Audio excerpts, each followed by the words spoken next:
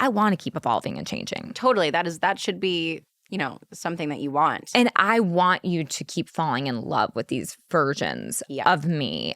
Now, have I ever been in a relationship longer than like 5 years? No. So I feel like when I get to like that evolution part, like something happens, And so there is that fear of like, am I lovable? Oh my God. Yes. Enough at every stage. Join me, Sasha Pieterse, on Women in the Nude, Season 2, where we bear it all except for our bodies. Leave that to your imagination. Welcome to Women in the Nude. I'm so excited for this guest. This is Kaley McCormack, and she is the best ever. We just shot a movie together called A Carpenter's Christmas Romance. The longest title in the world for any Christmas movie there is. We had so much fun when we played sisters, and it was the best. That can go either way. I mean, totally. I feel like I saw you said maybe one word, and I was like, we're going to be friends. Yeah. I felt locked in pretty quickly. You're right. It can go one of two ways. And I feel like I've gotten so lucky that most of the time it's just been like even with Sarah Drew, like the first time I met her, like, and we were playing, kind of sisterly roles, even though we were friends, it was just like locked in immediately. And you can just feel that. Like when you look in somebody's eyes and you're like, I like you. Yeah. We're good? Yeah, we're going to be good. Yeah. Because I've experienced both. Yeah, I've sure definitely you experienced both. So that was really fun. I feel like by the end of our first day of shooting, we had like told each other our whole lives, including like our pooping patterns. Pants stories. I'm not incriminating you. I'm incriminating myself. It was so funny and just so many laughs. And for those who don't know, when you shoot a Christmas movie, I did not know it was this fast. Most of them are filmed in like 2 weeks. Yeah.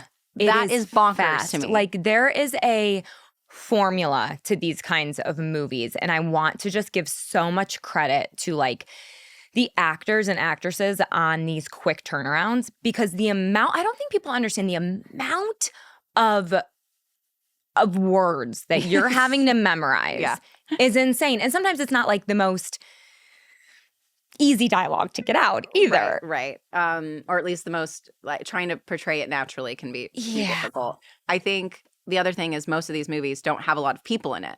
Right. So there really is like each character has a lot to say because, it's and packed if into you're such a short... one on the call sheet, you don't get a break. And that's me. You. I love being third on the call sheet. I don't know if there's a better place to be. No. You had a lot to say. You had a lot of things to memorize. I think I didn't have a day off, but I did have, I think, like 3 scenes that I wasn't in. Like ish, yeah. And that's, give or take. And so you have to give so much credit to these types of movies, especially like these Christmas ones. They're being shot in the summer. Yeah. When it's we're sweating our asses off. It's so hot. We shot through a fire. We did. We shot through a fire. We were in San Bernardino in the mountains, and there was a fire, and it was... We were watching it. Oh, that was kind of scary. Terrible breathing conditions. Terrible. And we should not have been shooting there. I was like, is this a DP's worst nightmare or dream? Because the sky was gorgeous. Stunning, but not a winter snow sky. No. And although there was ash falling, that kind of looked like snow. But like the lighting kept changing, which then like, again, on these short schedules, which is 3 weeks on this particular one, you don't have time for that. You don't have time for a fire. Yeah, reshoot days don't really exist on these. Yeah. No, there is no reshoot. If you didn't get it, you didn't get it. Right. The story just changes. That's it. Yeah, exactly. So wild, but so fun. And the other section I want to give like credit to is the crew, because same with us, like the things that we have to memorize and things we have to do, like they have to be on it. Everything has to be complete. Like the art department, like everything needs to be ready and done and like a quick turnaround. And this particular movie that we did, Jake Helgren is the director, and he has like such a tight-knit crew that are just unbelievable, ready to go. Everything was... It really is a family. Like I want to say that it's like this, machine, but I don't feel like that's the right word because it really functions as a family, what they've created at... It's true. Ninth House Productions. They have created something that's so incredible, and you can just feel it. And that's the first thing that you notice when you come on a set. Yeah. Is like... the energy of the team. The energy of the team and the warmth. Because the other thing that can happen is things can be really cliquey. So like you can go into, meet a crew like that and they can be either very welcoming or like, you're only here for a time. Yeah, and everybody was super warm. I think that just really really helped as well. I feel like we were immediately part of the family, where you're right, there are times when it's like, no, we do this every week, you're only here for 3 weeks, peace out, like we do this is our daily job. But no, they were really welcoming, and I think you can tell that hopefully in the movie. Have you seen it yet? No. Have you? Okay, I'm sure you have. I feel guilty because I have it and I've only been able to watch half of it. Oh, really? So because of when Autumn sent it to me, one of our producers, I was traveling, and so we were overseas, and we kept trying to watch it, and we've only gotten halfway through. And then since we've been back, it's been like flooding with work, which is a great problem to have. And then by the time we get to the end of the night, we're like, we could potentially watch it. Hendrix is sleeping. The schedule is like so upside down that like when he goes to sleep, we go to sleep. So we're missing that like adult window where we can just. And if it was a movie that he could watch, it would be different. Right. But this movie is spicy. There's some spicy heat. Christmas movie. Ooh, spicy Christmas. He'd be like, "Mommy, that's not Daddy." Yeah. And, why are you touching that man like that? Exactly. So, we haven't been able to fully get there. Okay, but we're doing a screening next week, so maybe just wait. Maybe just wait. So I think that's my thing, which will also be funny because it'll be the first time that I see all of the like romantic stuff. Yeah, but it'll be like next to my husband, and like Mitchell will be somewhere in the theater. It's kind of funny. Totally, it's funny how that happens. We have a weird job. It is a weird job, and that's the other thing about it is like you even having me on here. It's like. I only knew you for collectively 3 weeks. That's true. And I feel like I've known you for years. Right. Yeah. And it's funny because Alex, my boyfriend, had said this. He's like, I feel like sometimes you meet these people and they just like, he's like, I don't know if it's you or if it's the energy together, but you guys like become fast friends so quick. Well, it's like summer camp. It is. It is summer camp. It really, truly is. Like, you know, you see these people for like, you know, a condensed amount of time, but in that time frame, you're spending more time with them than you do your own family or your own friends. And so it's like you tell them things that you would never normally tell strangers or like new people, and everybody just kind of like gets together and like makes it work. And in that way, it's like I don't know. You got to get comfortable real quick. Right. I think that's a huge part of it. It's like if there's only so many porta potties on set and everyone just had lunch and it didn't go down well, like you're just going to know. And that's expound on this a little bit more. On my first day, Sarah Drew, our writer, who's an amazing actress who has, I mean, you'd recognize her in a second, came to set, and she was talking about basically just the shits that they got on one of their shoots. And that was the one that you were on. Yes. Right? Yes. Oh, wait, no, I wasn't on that one. I don't was remember. That just a different time? It just happens to a lot of people, right? Am I the only one? It's happened multiple times, apparently, on these productions. It's just these hilarious. Are the things that make you get close because you're talking about these. Well, you two were uncontrollably giggling, and I was like, what is this about? And you were and then we told our poop stories. And then you told your poop stories. And it's like, yeah, there's certain things that happen, and it just makes you connect. It does. You know, it really, really does. It brings you closer. And I think that's something too, like, that's so special about this job is like, you're also put in situations because of the script that you're like, okay, we have to get, like you and Mitch, for instance, like having to get so intimate, and like you are just forced to kind of dive in. Right. And really get to know somebody, and you're staring at somebody's eyes. Like that's the most like connected in. Yes. Yeah. Totally. So the thing is that like I wish you all could have maybe like had some insight into Kaley and I's conversations that we've had, because I feel like we've talked about everything. So I'm trying to like think about all the fun things that we could talk about but we've already talked about them. So it's I mean, intimacy on a set is so interesting as well when it comes to love interests. And what was so fun about this set was that I had like you as quite literally a sister to like giggle and gab with. And that is so fun and so hilarious. And when it's a fast-paced set and everything needs to be done, and you're like, okay, well, I've never kissed this person before, and you know, here comes like my shirt coming off, and like it's such a weird environment. And thankfully, most of the time I've been in like a good position where like I haven't had to like worry about anything. And yeah, you just kind of do this thing, but you forget how weird that is. I feel like you said, and maybe I'm wrong about this, but maybe it wasn't this show, but you were like, this is like one of the first times I'm showing my body since having a baby. Right. And that to me, I was like, woof. So the movie that I did before this Christmas movie was the first time that I had like been that exposed on camera since having my baby. And, you know, it's a weird thing because in so many ways I love my body so much more than I did before I had a baby. Yeah.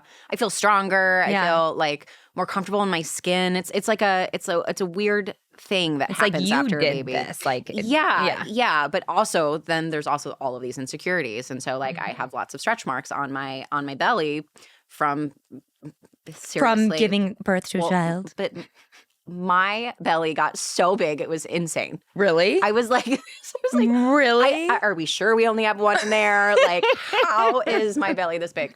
And the stretch mark thing is interesting. Just like a quick side note, like some women get them and some women don't. Yeah. Like you will see women with like twins or triplets that have this ginormous belly with no stretch marks. And you're like, how does that? It's just kind of luck of the draw, like whether your skin is going to be cool with you or not, no matter how much oil, no matter how much you lubricate. I'm so nervous. You know, it's like it's like a toss of a coin. I have a lot of stretch marks. And I've had surgery because I had major diastasis recti issues, and I can go on about that forever. But this was the first time where I was like, oh my God, I'm going to be in like a bra and panties. Yeah. No thanks. In front of, and that crew was much bigger, you know, in front of so many people.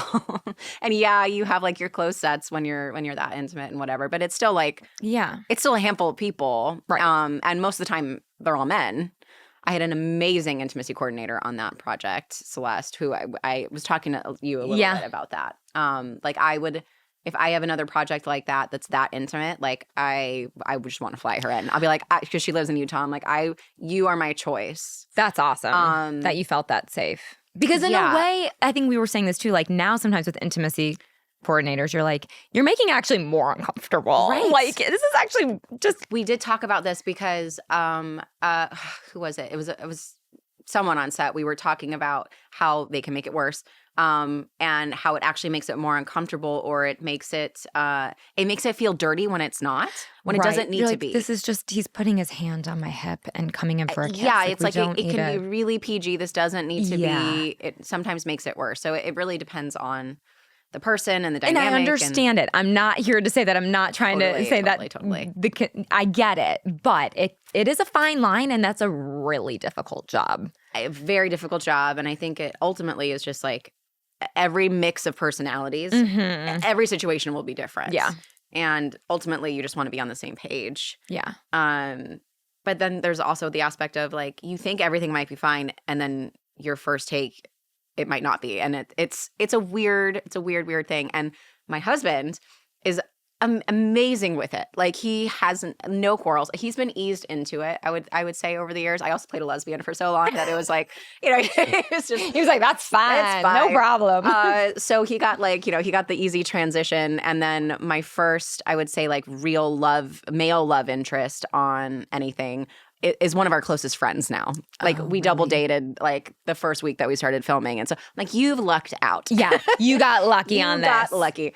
But that can easily be a totally different dynamic. Yeah. And I heard a story recently where somebody's significant other on purpose came to set on all the days where they were being intimate. And it was almost this like threat, like challenge, you know, with the other actor. And I think that's not crossing something a line. that and I that's could. And then it just.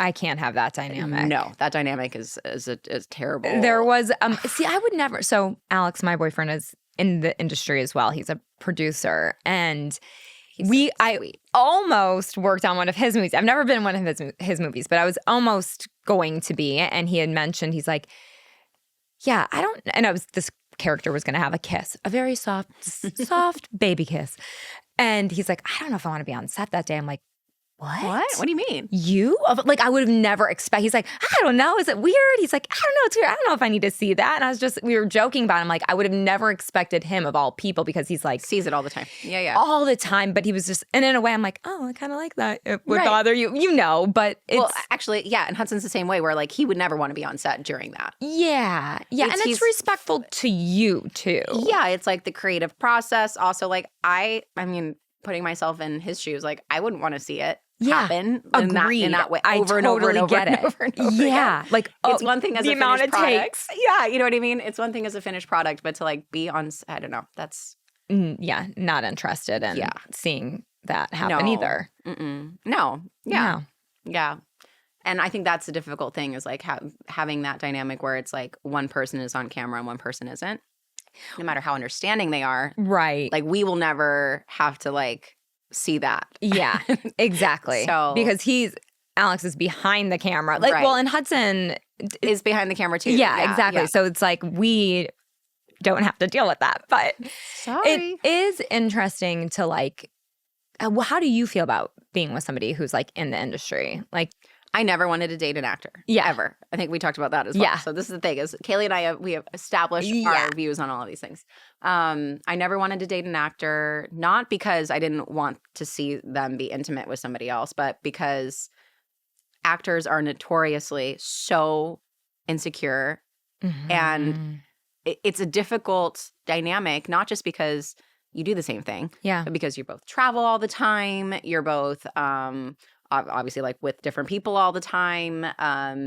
There's like a weird competitiveness that can happen between couples, and it's a nomadic lifestyle, but if it's not even, it can be a real challenge. Right. And I have several friends that have really successful relationships and marriages as both actors, but it's still like it can be complicated. Yeah. And there's always going to be a dynamic shift when someone is either, when they're both filming something or when somebody's like, really blowing up at one period of time. And it's complicated. And before I was, ever thinking about like marriage or anything like that, I just knew as a teenager, I was like, I don't want to date an actor. I never did. I never did. Funny. I mean, in college I did because I was, a theater major. And so you're with all of the theater kids. I dated actors in college. And then like when I moved to Chicago, I was doing a bunch of improv. And so dating people in the improv scene. It's not to, and right? Yeah, it is. And then being in this relationship, I love it because I feel like we understand each other. He travels so much for work. Yeah. And so we are on and off. And we have to be okay with that. And I am okay with that. But it is something that like, I knew that going in what that world looks like. Yeah. But we've had to set our own rules for that too. Yeah, I mean, like I know a lot of couples do this, and I like this, and I guess if there's ever a time that we would be this apart or this apart for this long, we would have a similar rule, which is like you don't go more than 2 weeks without seeing each other. Yeah, right.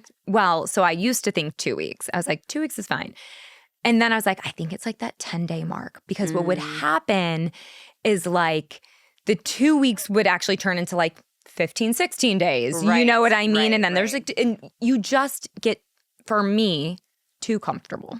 Yeah. Like we're in our own world. And I think for him too, like we just get a little comfortable and disconnected. Well, yeah, because you're ultimately getting used to having your partner but living your own life. Yeah. And in the beginning that can be totally fine. Yeah. But over time that gets more complicated, and then you add other aspects like if you decide to have kids or if you if your partner has kids and that dynamic, which I feel like we should definitely talk about. Yeah, for sure. Yeah, it can just get messy really fast, and like relationships are so hugely based on communication. I mean, we distance have just to makes that harder. Like the other day, this was I think on Friday, he like called me and was like, "Hey, I'm throwing a flag on the play." I'm like, "Okay, what?"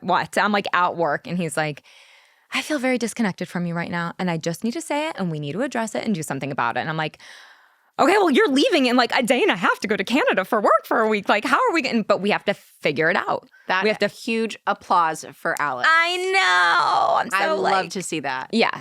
But we have had to work to get there because if we're like, this isn't especially when we know like the travel's like coming up. And look, it's really on me who has to make the sacrifice of going there to visit him, because what I got into was like, well, whatever, he'll just be back next week. It's fine. And then I'm like, no. I have to go for the weekend, even if it's for 2 days. It's easy enough. Now, we're not talking about like if he's in Europe, but if he's up in Vancouver, it's easy to do that. I have to do that. And then because when he comes home, he's full on dad. And he has 2 boys from his previous marriage, and that is priority.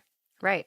And when you want to talk about a call sheet, I mean, I am 4th on the call sheet sometimes. And I've said that to him in the beginning. I was like, because it is a hard dynamic to be with somebody who has gone through a divorce. They are great co-parents. So she's very active in his life. He's very active in hers. And they have 50-50 custody. And so these kids are a part of my everyday life. Right. And with the travel on top of that, I understand other parents don't get a break, right? It's hard to find the alone times, but they aren't mine. Yeah. So it's not like we have now. I feel like they're mine, but they'll never be fully mine. Yeah, it's like as much second nature having them around, but it's not. It's still not the same. It's not the same, and so we have to work to find those moments. And I think we do a good job. But I remember saying at one point, I'm like, I just feel like I'm 4th on the call sheet sometimes, and I have to know that, and I'm okay with that. I know what I was coming into, and he's like, I don't look at it that way. He's like, I think it's an ever-evolving call sheet. Some days it's Brooklyn, then Caleb, then Kaley, or Kaley's, priority today, and then Brooklyn, then Caleb, or his ex-wife, like she's a priority too. Yeah. Her life. You're forever connected. Forever connected. And so now, because of the life he had before me, I'm forever connected to their old relationship, right? To all of it, right?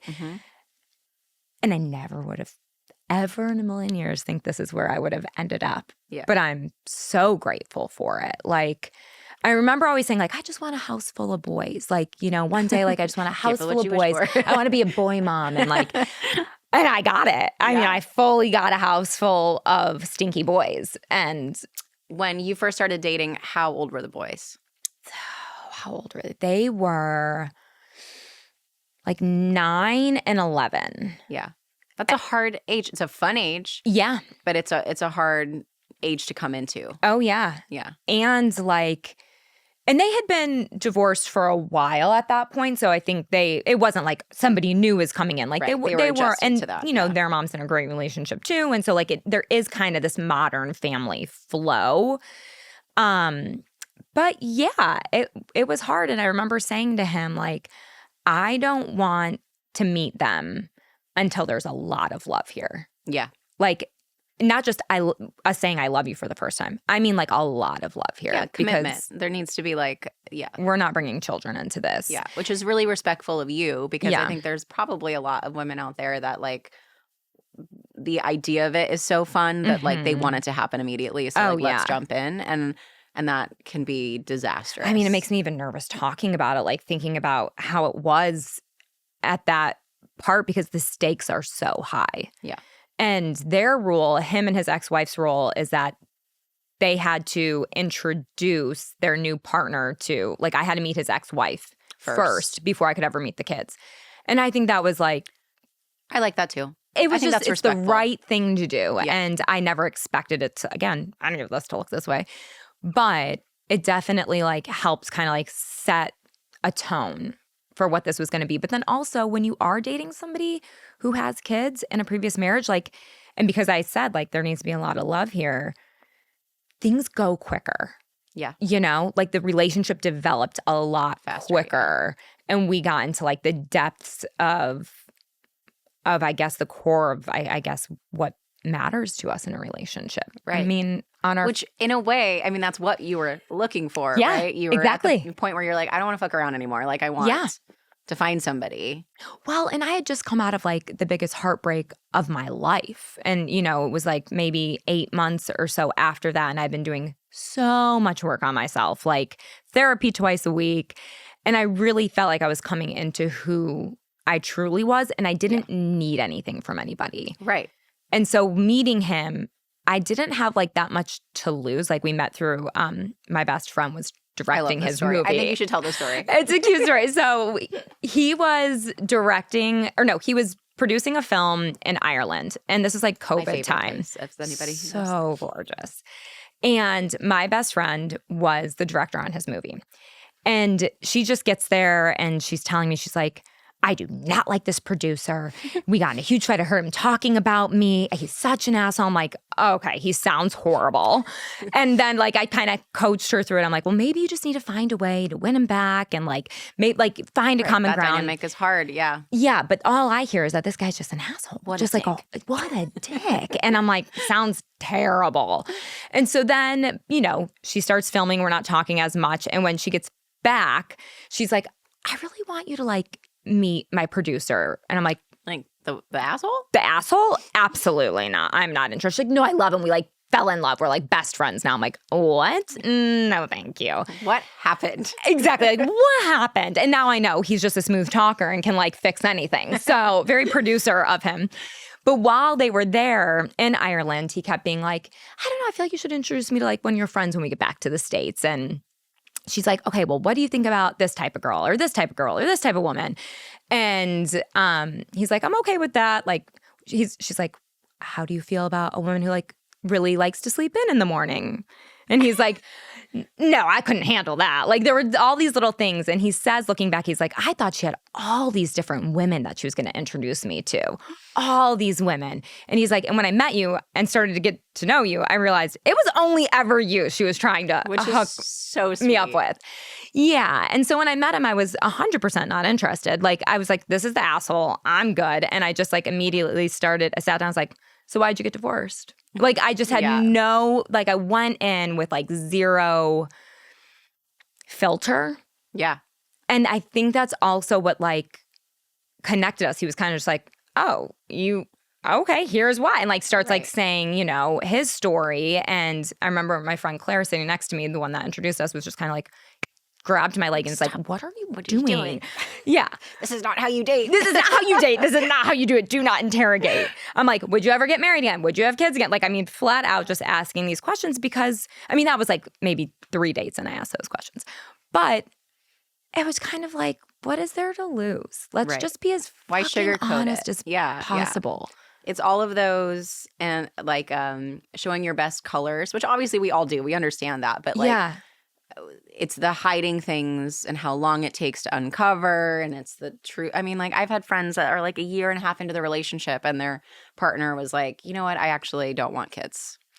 And then you're like, yeah, he wasted it. I was upfront with this and you now wasted a year and a half of my time. Right. When it wasn't like a thing that like you decided. It was like you already knew when we started dating. I mean, that's, there's things that happen like that are really hard. Really hard. And I mean, I came out of that kind of relationship before Alex. And that was basically the thing that I think broke us up was 5 years in, he's kind of coming to terms with that. He doesn't want to have children. He's not even sure if he ever wants to get married. And it was the biggest hit ever, And it's interesting now because people are like, well, you and Alex aren't like getting married right away and you're not having children right away. What's the difference? And I'm like, the availability to it and like the openness to it. And there isn't in this relationship anything that's off limits.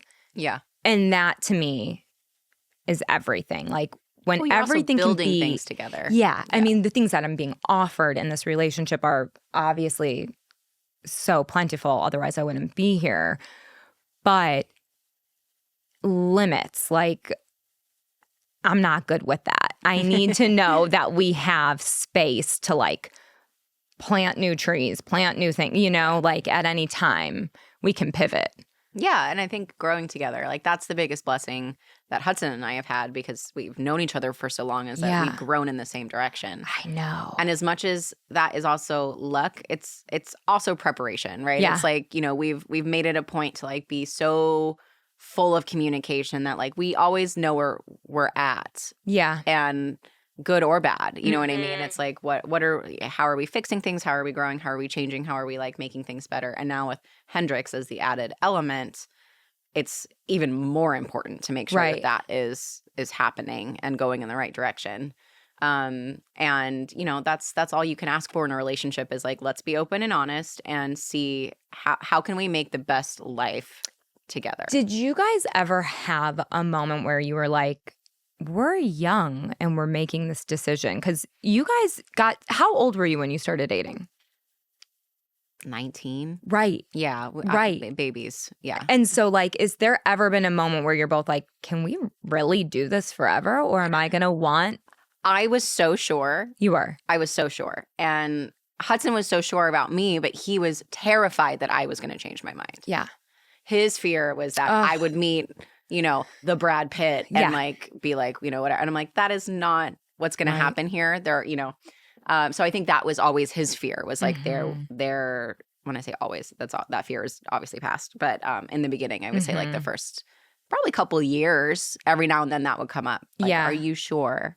Because he's a couple years older than me, so he was also like felt like he didn't want to like take that time away for like, me like meeting other people or like being single or whatever. And I was like, I don't want that. Yes, I'm young, but I had dated a lot. That sounds really. I had dated before. Also older guys, also things I didn't like. I figured out what I wanted and what I didn't want. And I'd known him for so long that I knew who he was. And I'd seen him already change and grow from like that 16-year-old boy, Right. And so it was like, I knew his family. I knew, they were like my family. His youngest brother was 4 when I met them. Oh my gosh. Like I knew things about him that would take years to find in somebody else. Yeah. The good and the bad, you know what you're getting into, all of like the family tendencies, you see the big picture because it wasn't presented to you pretty. Right. And so I think that's the kind of thing, like when we started dating, I was like, I know where your family leans. Like, we're not going to brush anything under the rug. Like, I need affection. I need communication. Like, there are things that I know that your family can kind of, unfortunately, go towards as a tendency, and like that can't happen. And I know what I need, and that can't happen here. And likewise, there are a long list of things that like, my tendencies lean towards because of the way that my parents operate and the way that my family operates, that like I knew I didn't want to be like, but also that didn't suit him and the way that he operated. Right. So like, I think we made an agreement early on, like, I see you. I know what you need. Now you know what I need. And like, let's always work towards that center. Yeah. And I think, it could have easily been very different if we didn't make that a priority. It's almost like you had the right stew, like all the like all the pieces were there. Because I can't imagine at my age being still with the person I was with at 19. Like, what I mean? Right. And it's so rare. And my sister is married to somebody that she met, I think, when they were 19. And they, are great. But then I've seen it on the other side, people who've gotten married young. And they've evolved and they've changed. And I think that's the other thing that Alex and I actually talk about a lot is like, we need to continually like, I want to keep evolving and changing. Totally. That should be, something that you want. And I want you to keep falling in love with these versions of me. Now, have I ever been in a relationship longer than like 5 years? No. So I feel like when I get to like that evolution part, like something happens, And so there is that fear of like, am I lovable? Oh my God. Yes. Enough at every stage. Hey everyone, it's Sasha. Great conversations deserve the perfect pairing, like my new adult beverage, Hippie Water. It's a refreshing, non-alcoholic seltzer with 5 milligrams of Delta-9 THC and just 30 calories. Find it now at hippiewater.com and use discount code NUDEHIPPIES for 20% off. Or find it in Total Wine in Florida, Texas, and Arizona. Hippie Water. So, what's interesting is I think I'm going to sidestep just a little bit, like back to your other relationship. there are always, and it's not just a guy thing, so I don't want to like, I'm not just like knocking men on this side, but like there's always that person, because it happens on both sides, where they're like, I realized I don't want kids, or I don't want marriage, or I don't want whatever. And then like the next person they get with, all of a sudden they like have a baby with. Yes. And you're like, what? Oh my gosh, do you know how many times that's happened? It happens to me? all the time. It's happened right? so many times. And it feels like such a like gut punch. Like what was it, it's like so natural to be like, what was wrong with me that, they didn't want that with me. But I think in reality, it's like when something is not right, you can't see that future with somebody. Yeah. They could be picture perfect, completely, excellent on paper, but like the two of you together, just for whatever reason, that is not the right combination. Yeah. So it can be malicious or not. Yeah. And regardless, it just wasn't supposed to be, right? Yeah. And so I think you are taking a risk when you commit to somebody that young, because that could easily be the case. And I don't know if at that age you have that hindsight, like that. You were, again, you had different pieces of the recipe that I was always. All of my friends were like 5 to 10 years older than me, always. Yeah. So I think I just because of the industry, growing up in it, being homeschooled, like all of those, like you're saying this too, right? All of those components, I don't feel like I was 19 when I was 19. Yeah. And I tell my girlfriends this all the time. I'm like, when you're looking for a guy, don't compare it to Hudson and I. Right. You can't. Right. My very best friend who married us, who's known, she's known us. Actually, she's known me a year longer than I've known Hudson, and she's known Hudson a year longer than he knew me. Like she was like, really? We call ourselves like the trio.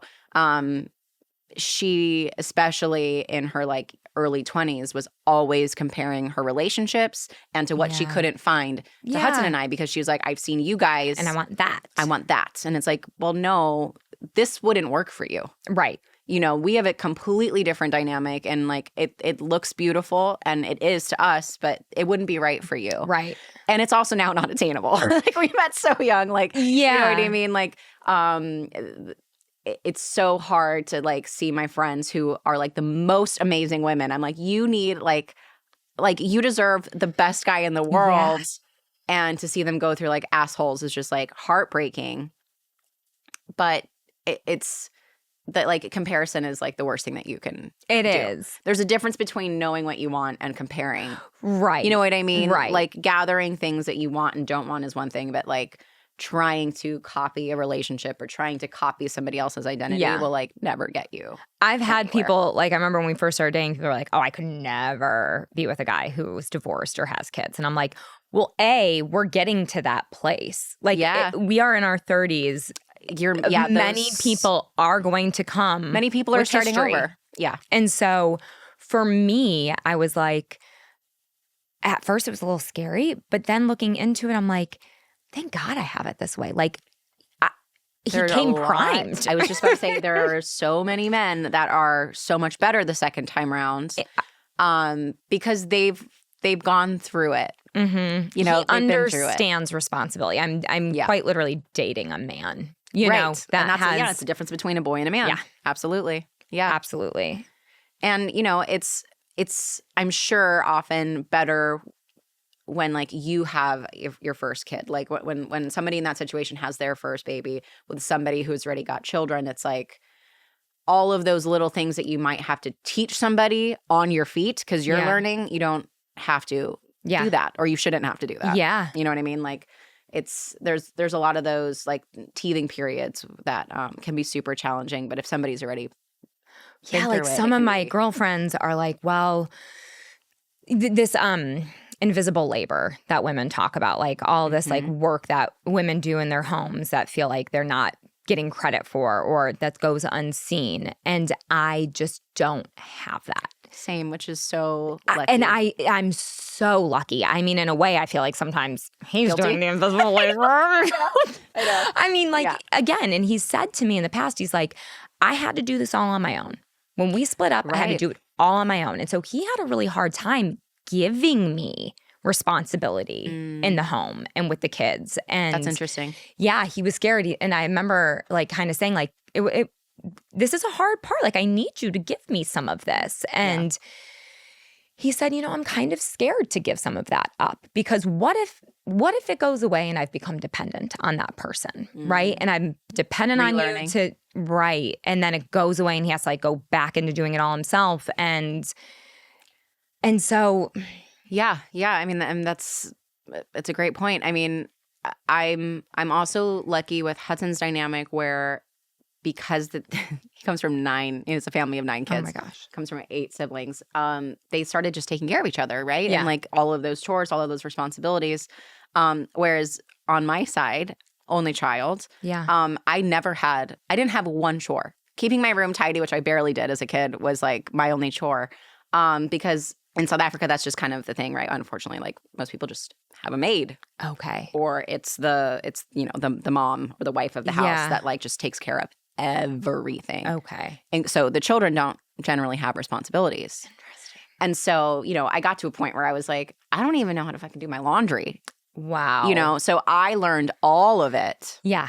Which it's got such a good intention behind it. My mom was like, "No, I just want you to be a kid," and like, Of course. which is so sweet. But also, I then didn't get, I got The random training. skills. Like I knew how to sew, Okay. but I was like, "What cycle do I put this on from?" Like, Right. And so it's such an interesting. It was an interesting dynamic when we moved in together because it was like, what responsibilities he took on, which was so second nature to him. Yeah. I wasn't like asking him to take the trash out. Right. Or, hey, can you like do dishes tonight? It was never, it was just never that. Yeah. And in ways, sometimes I feel guilty because I was like, not even contributing as much as I felt like I should. But, he was also raised in the industry on the other side. His dad is in special effects, like set building and stuff. And so he saw that early on, especially in his early 20s. He got his first job as a PA on Wipeout. Oh, really?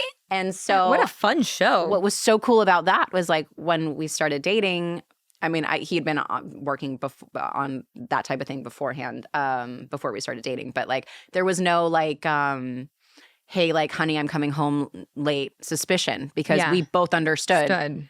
Days go over, PAs are the first ones there, the last ones out, like I didn't have to like explain what it would be like for me to like, be on, have an intimate scene with somebody. He knew what all of those things were and how they operated.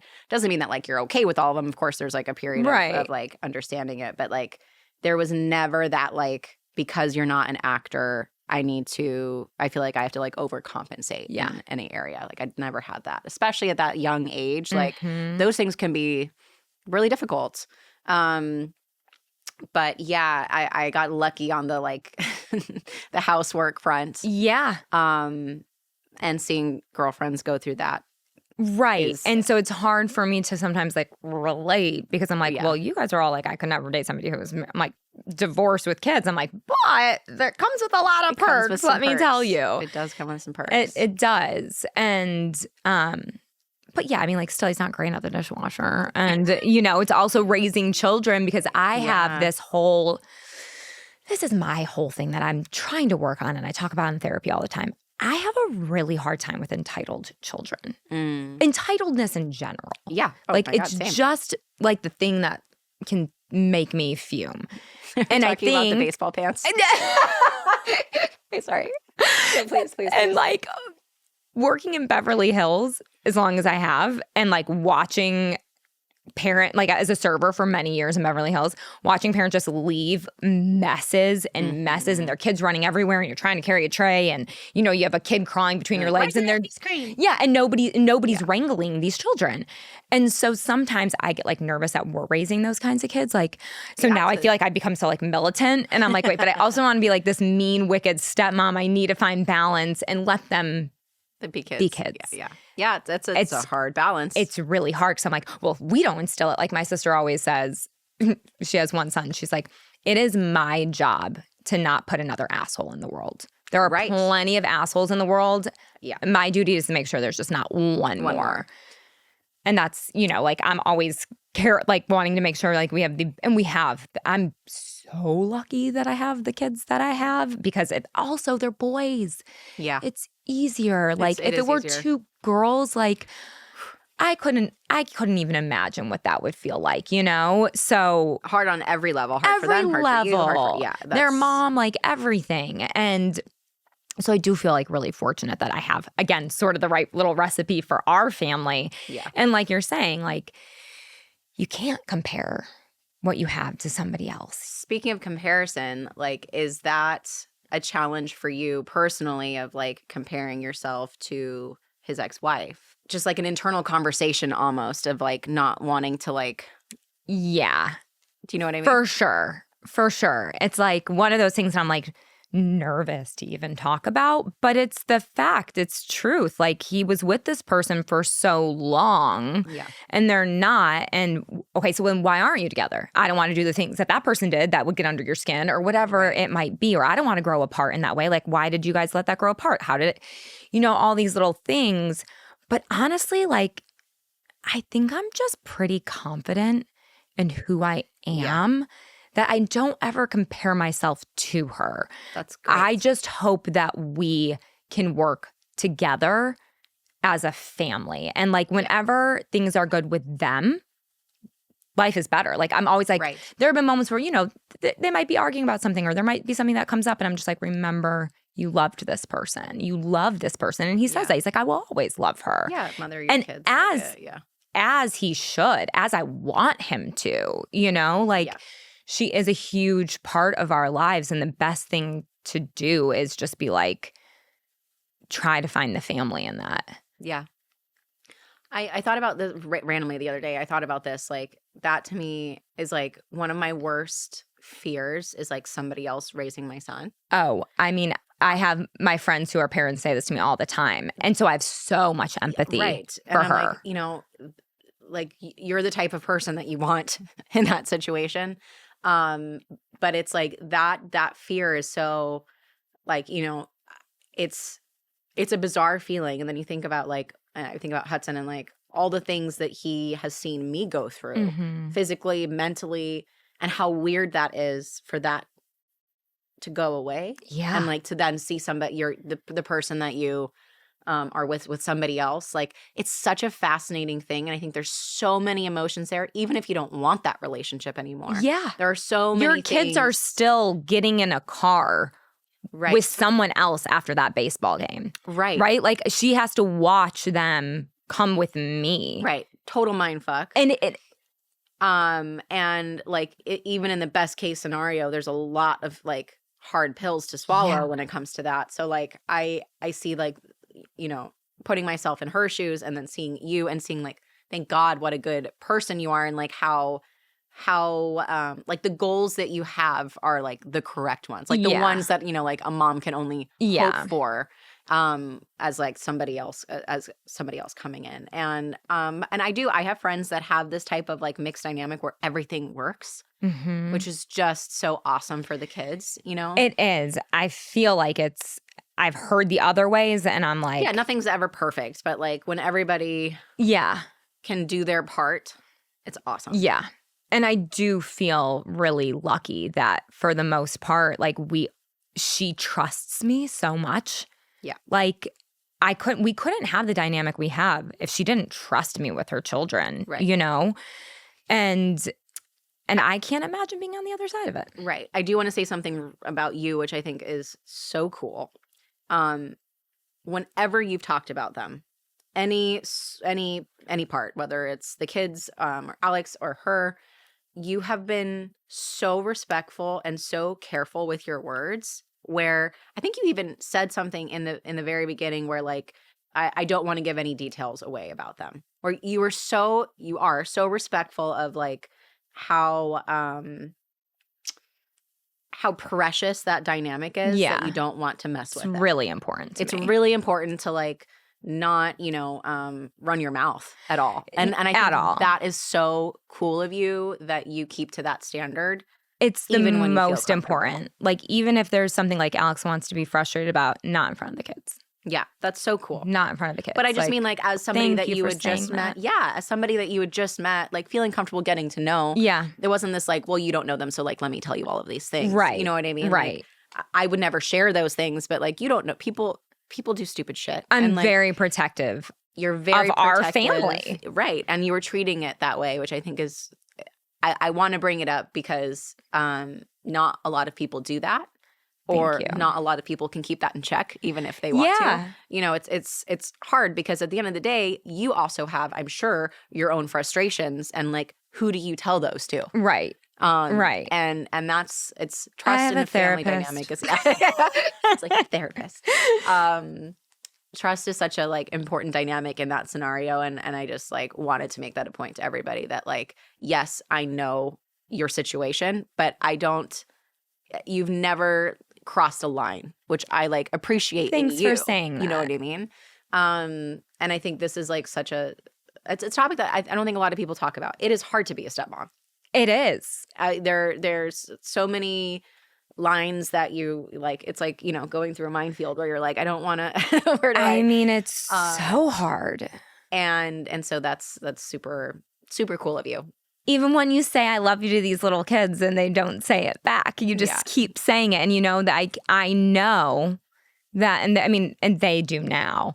But for so long, I knew that they felt like that was a disloyalty to their mom. Right. That's what I could see. Is I'm like, they think loving me somehow is not, and maybe that's not true. This is what I think you're right on that. You know, like that they for some reason feel like this could be hurting her in some way, and I just want them to know that like there isn't enough love that can go around. Yeah, you can never love. You know, like there's so much love, you'll never love you. Yeah, you can just love it all, and there is no dynamic like a mother and her children, and that relationship is just what that is, and I will never try to be that. Maybe this is like the simplest way to put it. If everything is working the way that it should, your family and your love is growing. It's not being replaced. Right. I think like as a mom, that would be my fear, is like feeling replaced. Right. But if the dynamic is like we're working together and we're growing, right, then that's okay. And you know, there will be struggles every different phase, every different chapter as they get older. There will be plenty of things that will be like new concerns. Yeah. But if that isn't a concern, what a relief. Yeah. There is no replacing. Yeah. And I think that's like the biggest fear. And of course, there are those stepmoms that come in and do want to be the replacement. And that is just, I grew up with somebody who, she wasn't like a close friend, but her parents had a really nasty divorce. And I just remember seeing her. She was like 13, I think, or 14 when it happened. And it like completely broke her. Everywhere she went, she had a suitcase. She was constantly going back and forth. Her stepmom was like trying to be her replacement mom. And like this just nasty. I've seen so many people go through nasty divorces, and it just is so sad. I mean, it's tough. There are even moments when like we get on the kids about like, oh, you didn't bring this back for moms, or this needs to go back to moms, or to dads. Logistics, just plain logistics. Just logistics. And I have to like stop and say like, they didn't choose this. Yeah. They never chose this. So we have to navigate that part as clean for them as possible. Because at 11 years old, they shouldn't have to know where their baseball hat is. It should always be at home. But there's 2 homes now. And so those are the things that like and I'm not always perfect about it, and I know none of us are, but I just really want them to be protected in that way of like, don't take it out on them. Right. If they didn't remember to bring home to this house, whatever it is. Because the checklist wasn't marked off all the way doesn't mean that. Because they're a child, and that's what they do. Yeah. This was just not their choice. The love thing reminded me of something Hendrik said this morning. This morning was chaos.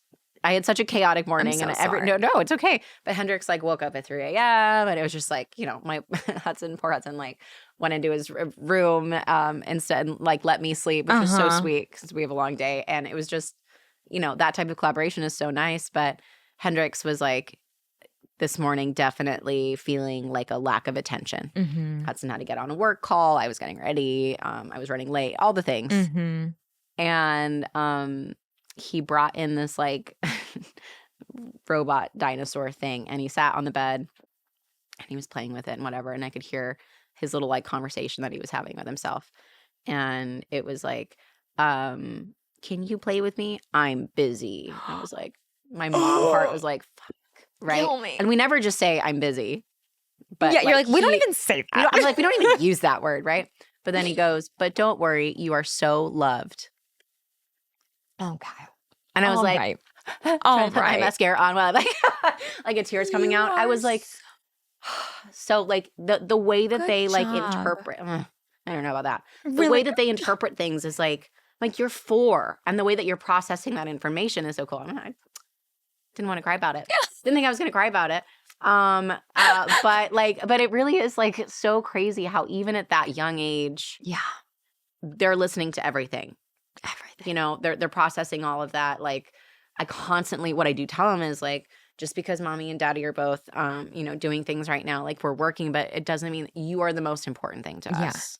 Yeah. We have to do these things or, like this is a part of our life, but like you are the most important thing to us. And it's hard for kids to understand that just because they're not getting all of our attention, like it's easy for them to feel like they are not as important because we have a computer in front of us or a phone in front of us. Like, Right. I think that's what's hard is like so much of our lives now use a cell phone. I know. And then we yell at them about it. About like, and you've been on your device for too long. And you've been on, you know what I mean? And like, all they do is see us on our device. Right. And it's like, well, hold on. And then Alex will be like, but it's work. And it's like, but they don't get that. Right. You know? And I'm looking at videos and like, FaceTiming people and doing things that like to him are fun in his world. Right. When they're about him. He doesn't understand that I'm like stressed as fuck trying to like get this email out and I have to edit this video so that somebody can post it on something. It's like the way that they look at it versus what we know it truly is so different. And so that is what I'm like always trying to be conscious of like,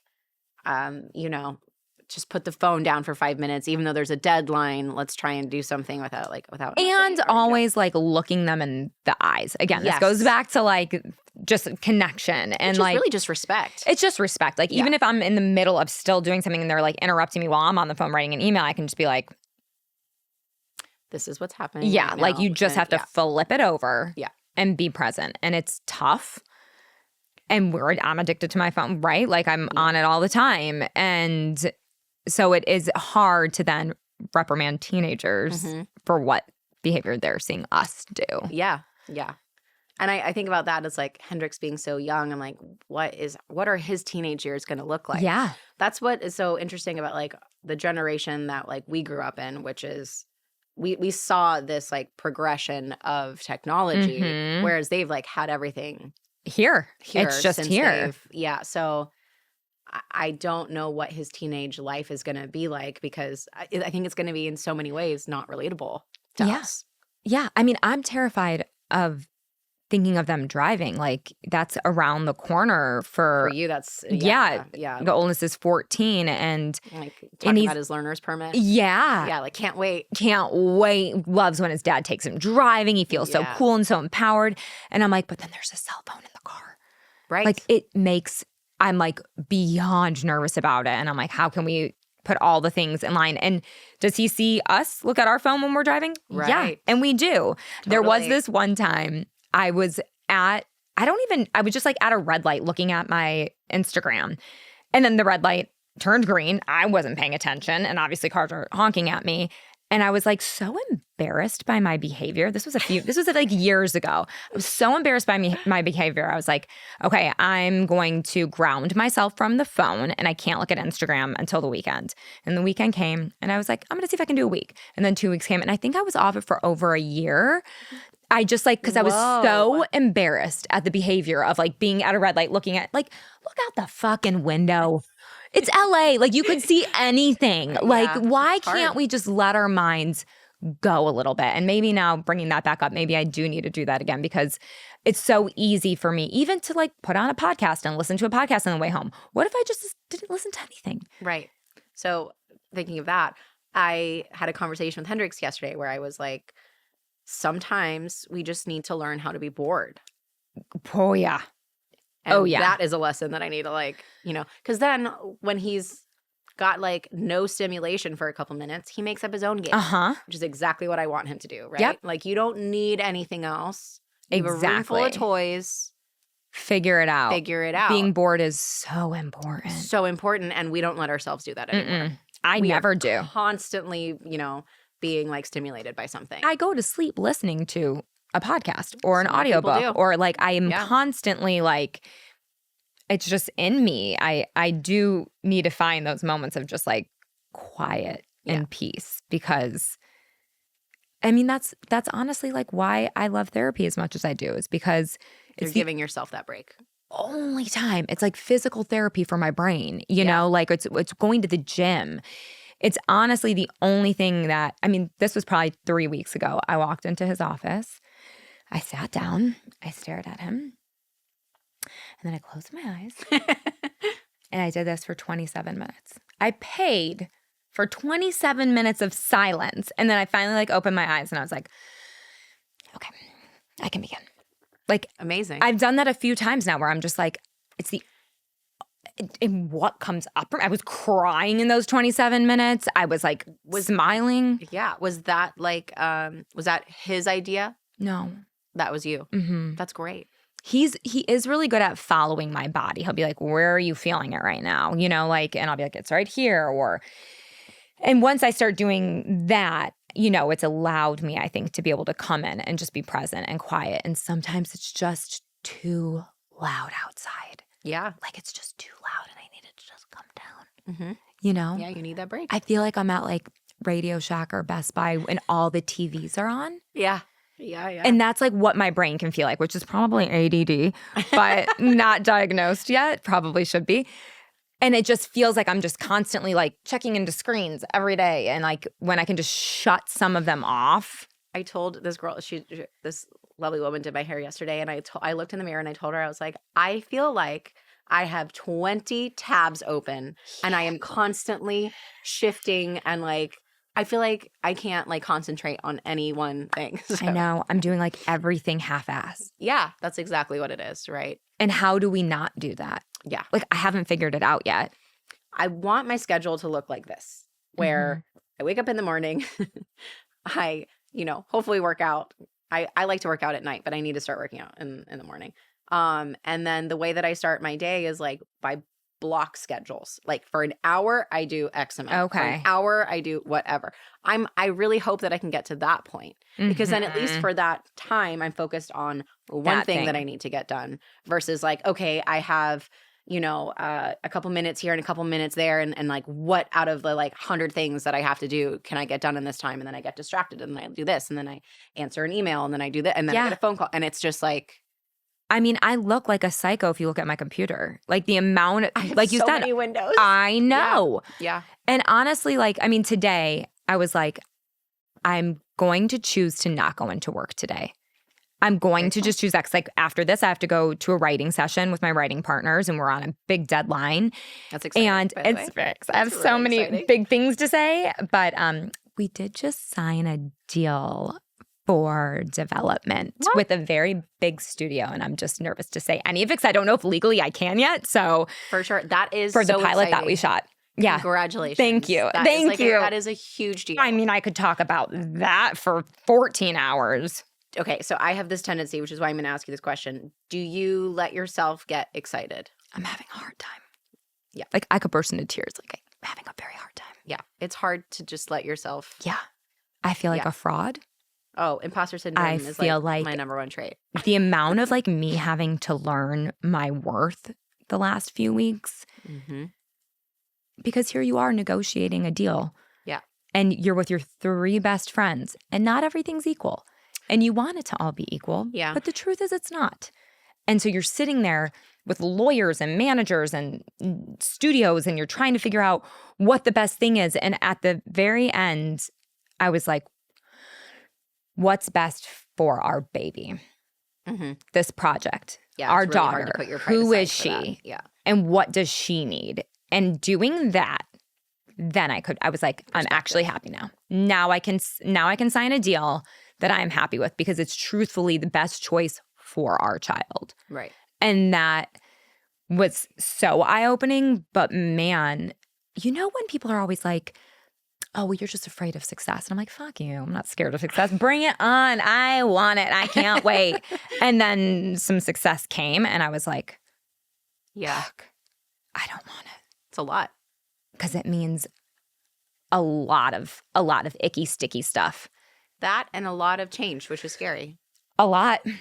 Yeah. Yeah. And it's I get it now. And I get that like fear of success or that fear of growth because I'm somebody who likes to keep everything the way it is because then everyone's happy, right? Everyone's smiling. Everyone's happy. Okay. You know what to expect. We're good. Yeah.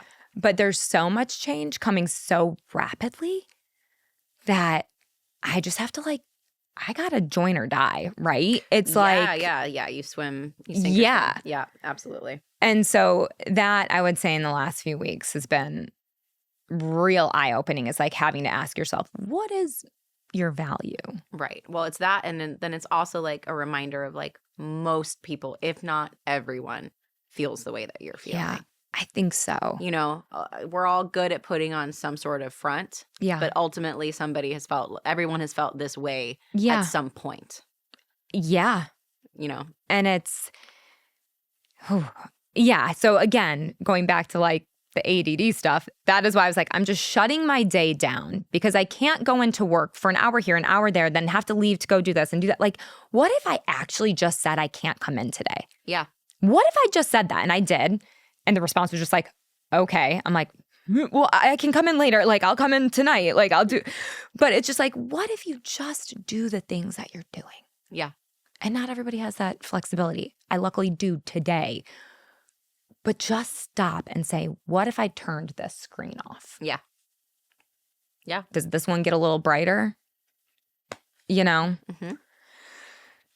Woof. Life's a lot. Life's a lot. Life's a lot. Life is a lot. Life's so much. I mean, yeah, I don't know. I was just talking about burnout and like how real that is. But I think that's it, right? That's how you prevent it. Yeah. Which is just trying to give yourself space, even if it's 15 minutes. Yeah. And prioritize. And that's really difficult. Just getting quiet. Like, how can we get quieter? Well, and then I know that you are too, which I am like thoroughly working on, really trying hard to, and I know you are too, which is people pleasing. My biggest thing is like, I don't want anyone to be upset with me. I want to like, if somebody needs something, I would love to do it for you, but like, yeah, I'm not 20 people. I am like a puppy. Like, what can did I make you happy? Do you love me? Like, and I've just had to, I would say in the last few years since honestly going to therapy, I've had to be like, you're right. I can't be everything to everyone. And again, I'm just giving little pieces here and there and I'm not being a good friend or a good sister or a good daughter or a good employee. Like there's all these things. Which by the way, so many of those are lies to yourself. Well, I can feel that way, you know? Yes, I relate to all of and then did I feelings. like feed myself at all? Right. And again, that's something that I'm constantly trying to figure out and learn how to feed myself. But it's that whole concept of like put your own mask on before you help somebody else, right? Like on an airplane where it's like that you have to be like healthy and at least a good level in order to like be able to help other people or just like, get things done. And if we don't do that, our body does it for us, and that's and the holidays are just burnout. Oh my god! And I hate that because it's the best. It's my favorite time of year, I know. But also the most stressful. I also just think that they need to move Thanksgiving up. Like make it like the first it was Thursday. This year. I was like, isn't it always? It's the last Thursday, but it was later calendar days. Day. Yeah. But like, can we just all agree that we want it like the first weekend or first Thursday? It would be nice. I mean, it's like not that Halloween is like a huge thing. It's a huge thing in my family. It's a huge I thing go in our home house. every Halloween. Yeah, it's a huge thing. Halloween, Thanksgiving, Christmas, and it's just. And I love this time. And so like I'm always like, wait, how can I slow down and capitalize on all of the moments? And I'm a happier person during this time of year. Yeah. In general. Like I really Me too. Love this time of year. But yeah, it's wild. And we have a Christmas movie coming out. We have a Christmas movie coming out. I'm so excited. And the half that I've watched, you are so cute and sweet and good in it. Good. And I had told Hudson so much about you. And that was like his first real experience, was like seeing you in the movie. And he was like, she just comes across genuine. And I mean, that is so, so sweet to hear. I mean, because when I watched the trailer, I was like, you know, I it's always just feel that way about trailers. You know, it's tough. And when are we ever going to love the sound of our voice? So I think that's the thing, right? Is like, it's very rare that you watch something that you're in where you're like content with everything. Yeah. It's always like, why did they choose that? Why did they choose that? Why did they choose that take? Why did they, you know, why did they? Yeah. And it's difficult to be like. And picking yourself apart, being like, that's what my chin looks like? Oh, that's my nose? That is like my biggest thing where I'm like, is that really what I looked like? And I just have to like, my new thing is like when I gain weight, lose weight, whatever it is, I just have to be like, I'm a woman. This is a woman's body. She's allowed to grow. She's allowed to shrink. She's allowed to do all of these things. This is just, I'm just a living being on the earth. Yeah. Like I can't keep beating myself up about it. It's hard. And camera just makes it harder. Especially as an actress. But yeah. And that whole like, well, Cameron puts on 10 pounds. You're like, thanks. That doesn't help me at all. Thank you for saying that. That doesn't help so me at all. much. Thanks. Yeah. Lord. Well, I can't wait to see it. I can't wait to see it too, fully. I can't wait to see it. Although now I'm thinking like, what am I going to wear? And I'm like, oh, shit. See, it's hard. I'm wearing red. You should wear red too. Okay. I never wear color, ever. Maybe I will. I was thinking about wearing this black sequins jumpsuit. Oh, sequins. There you go. But red sounds kind of fun. Red looks good on you. Red does. And I was never allowed to wear it when I was a kid. What? Because I have naturally red hair. I mean, it's blonde now from dyeing it for the movie. So I've only met you blonde. Blonde. And I was looking at photos of you the other day because I was like trying to get social stuff together. And I was like, you're so cute as a blonde. And I was like, she is so cute as a redhead. Yeah. You look great as a redhead. Like that. I mean, that's my natural color. And so like when they wanted me to go blonde for the movie I did with Sarah Drew, because she's a redhead, I was like, oh, I don't want to dye my hair. And then I did it. And I was like, it just doesn't feel like me, but I've gotten more work as a blonde, which is so weird. Yeah. And so, I am kind of wanting to make it go back to me. Yeah. I think I'm ready. Well, it's already I'm like trying to like get her back. It's a really pretty color right now. It like is But just, my mom wouldn't let me wear red as a kid. She's like, redheads don't wear red. So I wore like green and purple. Green and now I'm like, I do love red. Yeah. Yeah. Do it. It's Christmas. It is Christmas. Do it. And we'll look super cute standing next to each other. I just need to go shopping. Thank you so much for coming on the show. This was so fun. I could literally over again. I could seriously talk to you for like okay, well, once we sell our thing, I'm coming on to talk about it. Please, seriously. I'm very, very, very since excited. you can also walk here. I know. I literally walked here. My eye doctor is across the street. My orthodontist, because yes, I have Invisalign. I go into like these appointments with like all kids. I'm like the only adult sitting there. But my orthodontist is right next to you. My eye doctor's across the street, then here, and then my house. Like it's the easiest thing. It was the best little walk. Nice. Well, I'm so glad that you could do that. I wish I could do that. Honored that you even had me here. It wasn't even a second thought. You honestly, like, again, so I can toot your horn. I'm sure everyone that's listening already knows everything so lovely about you, but you are so authentic and so genuine. I hate taking compliments. I'm sorry, but like your authenticity is the most beautiful thing, and it just makes me want to match it. Aww, so you give that out to the world, and please keep doing it because we need, again, less assholes in the world. So I really appreciate that. Keep spreading that. Thank you. I love you. I love you too. Walk safe. Thank you. I will. And I can't wait to see you. I can't wait to see you. Yeah. Thanks for having me. Yeah. Bye-bye. Bye.